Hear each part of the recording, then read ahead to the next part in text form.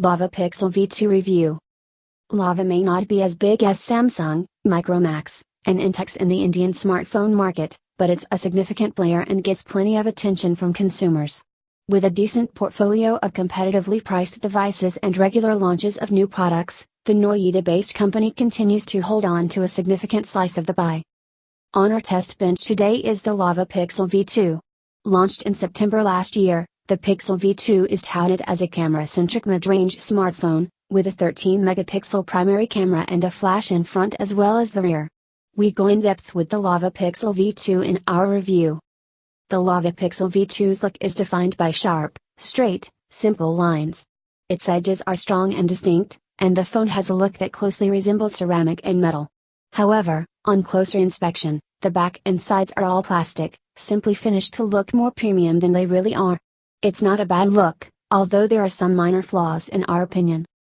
These include a rather plain-looking front, a lack of grip, no easy way to hold the phone comfortably, and a strangely positioned speaker grill. While the Pixel V2 isn't bad-looking by any means, it doesn't really stand out in the crowd either. The power and volume buttons of the phone are on the right, the USB port is on the bottom, and the 3.5mm socket is on top. The single speaker grill is at the rear, off-center and just below the Lava logo. The camera and flash are in the top left corner of the rear. The rest of the back is stark and reflective, but its plastic texture is rather evident. The back panel snaps off to reveal the SIM trays and microSD slot. The battery is also visible but cannot be removed by the user. The display of the Pixel V2 is a 5-inch 720 by 1280 pixel IPS LCD panel, which is basic in terms of picture quality. While it's suitably sharp, it isn't quite as bright and detailed as we'd like. Color reproduction and tones aren't excellent, instead sticking to the basics. Right below the screen are the capacitive Android keys, which are thankfully backlit. The Lava Pixel V2's specifications sheet is typical for its price. Powering the V2 is the quad-core MediaTek MT6735 SoC clocked at 1 GHz, along with 2 GB of RAM and 16 GB of internal storage, expandable by up to 32 GB with a microSD card. The phone is dual SIM capable, with separate slots for the 2 SIM cards and for storage expansion, which is good to see. Both SIM slots take micro SIMs, and the primary slot supports 4G connectivity on India's key 4G bands. The V2 has a 2500 mAh non-user removable lithium polymer battery, and comes with a 5 watts charger. We usually criticize phones for having low-powered chargers, but the low capacity of the battery makes this one adequate. Battery life itself is a different grouse, which we'll get to later. The Pixel V2 runs Android 5.1 out of the box, with Lava Star OS 2.0 layered on top. It's a dual-layered interface with an app drawer, and has plenty of customization options for visual effects. Apart from wallpapers, there are 3 themes that change the general look and feel of the UI, from icons to other effects. You can also change the screen switching effects for apps and the home screens, which a lot of people enjoy doing. However, that's where the UI's pros come to an end. There are a lot of shortcomings in the interface which will severely limit the efficiency of the device, as well as your ability to set it up according to your preferences. The phone uses the old, deprecated menu button instead of a task switcher. You have to long press the home button for that. It also isn't very easy to discover how to add or remove home screens, and you can't configure the quick settings panel. There are some useful quick launch gestures that work well, but on the whole, we found the software to be too basic.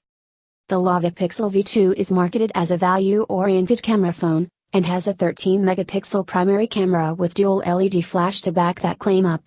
There's also an 8-megapixel secondary camera in front with its own flash, so it's geared for good selfies as well. Video recording capabilities are somewhat limited though, with a maximum resolution of 720p for the rear camera and 480p for the front camera.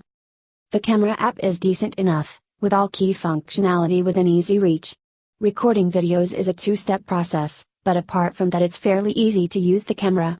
The camera switcher and flash toggle are within easy reach, as are filters and other modes. The settings menu gives you access to a handful of useful tweaks and controls, including manual settings and resolution controls.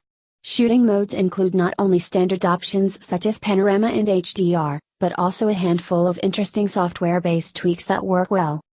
These include wide selfie, which records and stitches selfies together, sound picture, GIF, bokeh, and multi-angle view. All of these modes take interesting pictures that are different and innovative, so we're fairly impressed. However, most of these modes are for amusement only, so it's more important to see how the cameras perform without any of the bells and whistles.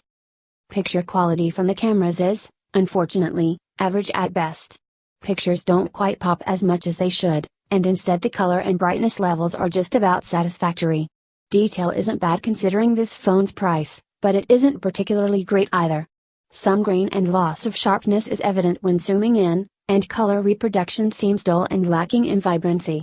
Indoor shots are decent enough, though outdoor shots could be better for a phone that touts its camera as its defining feature. However, the front camera is more detailed than most we've seen at this price, and the flash is a useful addition. Powered by the MediaTek MT6735 SoC, the Lava Pixel V2 does have a tendency to be a bit slow at times, particularly when loading resource-heavy apps. Light games and internet-based activities run smoothly enough, and performance is just about what we'd expect for the price. Benchmark tests return scores that are on par with other budget devices running the same SoC, with 24,607 and 31,891 in Antutu and Quadrant respectively. Scores in the graphics benchmarks were lower than what we are used to seeing, with 8.5 FPS in GFX Bench and 3,670 in 3DMark Ice Storm. The phone struggled a bit with graphically intense tasks, and showed a bit of weakness when we tried our collection of heavily encoded videos. The phone is 4G capable, and does an acceptable job of holding onto 4G and Wi-Fi networks. Call quality is decent, as is sound quality through headphones. The single speaker is small and weak, though, and the sound was tinny and soft as a result. Battery life is just about okay, with the Pixel V2 running for only 8 hours, 11 minutes in our video loop test. In ordinary use, the phone was quick to lose charge, especially when connected to 4G networks, and usually needed to be charged by evening.